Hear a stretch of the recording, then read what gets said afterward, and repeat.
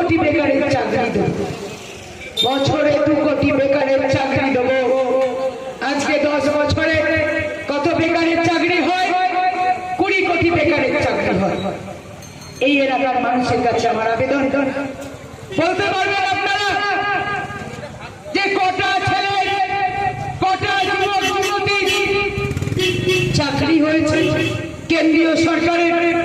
একটা যুবক যুবতী চাকরি হয়েছে কেন্দ্রীয় সরকারের? একটা ছেলে মেয়ের চাকরি দিতে পারেনি এই কেন্দ্রীয় সরকার। চাকরি তো দূরস্থ।